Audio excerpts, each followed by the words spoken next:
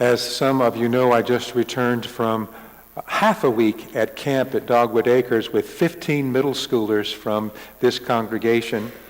It was a great week. We had a great time. And I grew very much to appreciate the new lodgings for the chaplains, which includes air conditioning and twin beds with thick mattresses. It reminded me of a day several years ago before the renovation of this sanctuary. I came to church the usual time, or around 7 or so, and went around doing the things you have to do.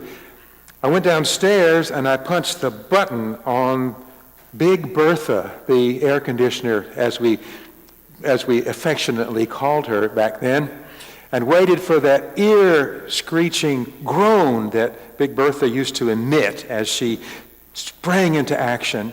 I listened, and there was silence. Big Bertha would not be roused from her Sabbath rest that morning. For the first time in her long life, she was obeying the fourth commandment. So I summoned Jarl. Jarl remembers this, and we went into action. We threw up all the windows in the sanctuary, opened all the doors, put a note on the choir room door saying, "No vestments today." And if there had been time, I would have gone over to Strong Funeral Home and bought about a gross of those little fans with the pictures of Jesus on them that are so handy in an unair-conditioned atmosphere. You remember, some of you, that morning. Whether we liked it or not, we all got to experience what it must have been like for our ancestors in the faith who came to worship in this space with their long wool dresses and their many petticoats, or the men in their wool jackets and their high collars. It was an unplanned exercise in cross-generational empathy. We are going to have to summon up a similar empathy for the people Jesus addresses in today's gospel reading. In a moment, we will ask ourselves what Jesus' words might be saying to us, but before we do, we should empathize with the people who first heard them in Jesus' day. Now this takes imagination. Big Bertha is no longer with us, but I could program the thermostat to turn off the air conditioning if you'd like. Well, maybe you can just use your imagination. Imagine that you have done your very best to obey all the written and oral rules required of a righteous Jew in Jesus' day. Like Big Bertha, you try not to work on the Sabbath. You honor your father and mother as best you can.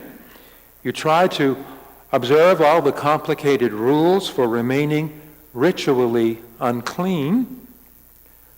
But you are not rich. You have to work for a living, and there simply isn't time in your day to keep all the commandments. You'd like to study the Torah. You'd like to spend more time in the temple, but you can't. You have to feed and clothe your family, and that pretty much requires that you are busy from dawn until dusk. You'd like to live a holy life, but ordinary life keeps getting in your way. Then a man named Jesus comes along. He tells you to take up your cross and follow him, and that being his disciple will make members of your own family your worst enemies. This sounds like an offer anyone should refuse. But then he says something else. "Come to me, all of you who are working hard and carrying too much, and I will refresh you. Here, take my yoke upon you and learn from me, because I am gentle and simple at heart, and you will experience refreshment deep down in your lives. You see, my yoke is easy, and my burden is light." You observe this man, Jesus. You see that he breaks a lot of the rules himself. He eats with sinners and tax collectors. He touches lepers. He lets his disciples snack on the Sabbath, walking through the grain fields. He does seem gentle and simple at heart, at least when he's not turning over tables or dressing down hypocrites. Most of all, he's the first preacher you ever heard who offered you a path to God without telling you to work harder and carry more.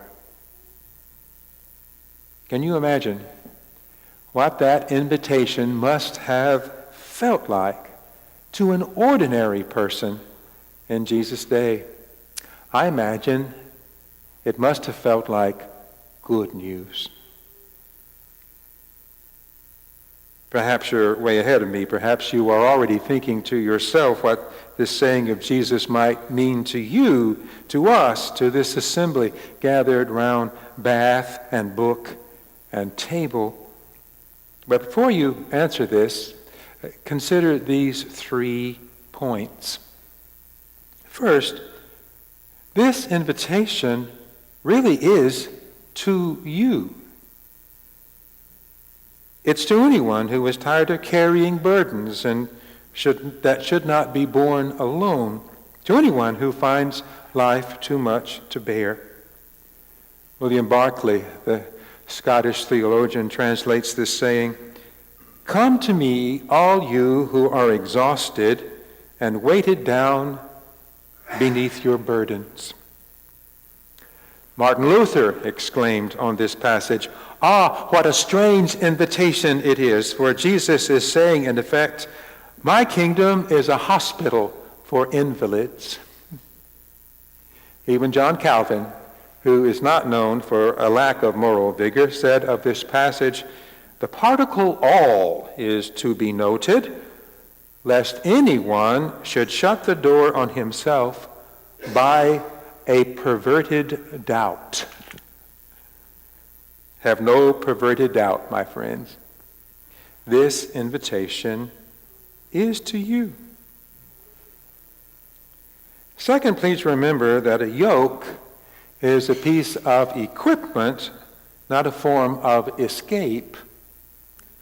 A yoke is a tool for work. Jesus does not say, as we might have expected, "Come to me, all you who are tired, and I will give you a mattress or a vacation or a winning lottery ticket." No, he offers instead help to carry the load. Despite what you might have heard, the gospel is not an invitation to escape from worldly responsibilities. It's a way of taking responsibilities on not to earn God's love, but in response to God's grace. Third, please note that with the yoke comes a relationship. "Take my yoke upon you and learn from me." Jesus offers not a set of rules or prescribed ways of worship or a formula for achieving perfection, but a living relationship. Years ago, the slogan, "What would Jesus do?" was all the rage. Remember that? It was on bracelets and T-shirts and anything else that you could sell to make a buck. I saw in a catalog some "What would Jesus do" toilet paper, but I don't know if it was sold very well. I doubt that many would go quite that far. The slogan had its merits, however. At the very least, it prompted Christians to give some thought to their behavior. Jesus probably wouldn't drive drunk or embezzle from his employer. More provocatively, however, nobody ever seemed to ask if Jesus would serve in the army or support the death penalty. Slogans that sell jewelry and toilet paper tend not to dig very deep. Jesus in this invitation offers not a slogan, but a relationship. Learn from me. Go where he goes. Listen to what he says. Watch to see the kingdom breaking in where he touches a leper or welcomes a child or speaks to a woman he's not supposed to have any conversation with. Walk with him, learn from him. He's not a dusty notebook, but a living, embodied person, the living Word of God. Years ago at the Montreat Worship and Music Conference, the preacher for the week preached on this text. I don't remember her name. That should be a lesson to all preachers. But I do remember a little exercise she had us do. She told us to close our eyes and imagine ourselves putting on a yoke. I closed my eyes. I'm a Presbyterian. I follow instructions. I thought of this heavy wooden contraption that went over my head and rested on my neck. I saw myself pulling a wagon up a hill, or perhaps a plow, all alone, up a hill while somebody was shouting orders at me. He, jaw. I don't even know what he and jaw mean. Then the preacher describes the kind of yoke that was common in Jesus' day. It was wooden, of course, but it was not the yoke that I was picturing in my mind. It was the kind of yoke designed for a brace of oxen. And it was, in other words, a yoke built for two, designed so that the animals would walk together, bearing the load together. It's a simple image, but it makes all the difference. I'd imagined myself as the bearer of Jesus' yoke and Jesus as the driver. He had the reins to steer, the stick to prod, the whip to punish. Take my yoke upon you and I'll teach you a thing or two. But I had it all wrong. He was saying, take this yoke I'm offering. I'll put my head through this side and you put your head through the other side, and together, as we walk along, I'll help you bear the load that is weighing you down. Maybe it's the load of always trying to please your parents. You're 50 years old and you're still trying to do that. Maybe it's the load of raising children on your own. Maybe it's the load of caring for someone who refuses to acknowledge that he or she needs any caring for. Maybe it's simply the load of being human in a world of rising superhuman expectations. Jesus, of all people, knew about that. When my twin sister Brenda was just beginning as a high school English teacher, she got pulled aside by an experienced teacher who was about to retire. You'll do okay, she said, but you have to stay in charge of these kids. Do not let them see you smile during the first 6-week period at all. Brenda didn't let 6 minutes go by before I'm sure her students saw her smile. She was just not that kind of teacher.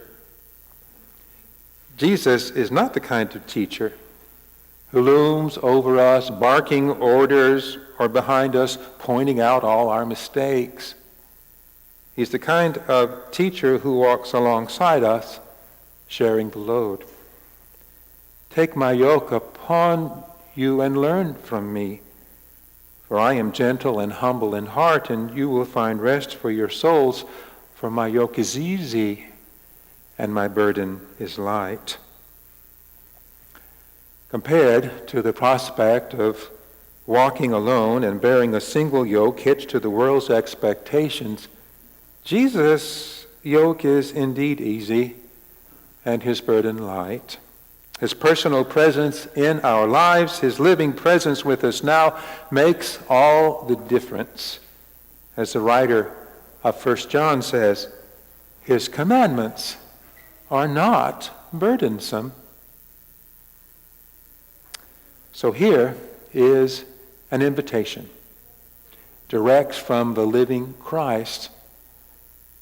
Come to me, all of you who are weary and working hard and carrying too much, and I will refresh you. Here, take my yoke upon you and learn from me, because I am gentle and simple at heart, and you will experience refreshment deep down in your lives. You see, my yoke is easy, and my burden is light. Thanks be to God. Amen.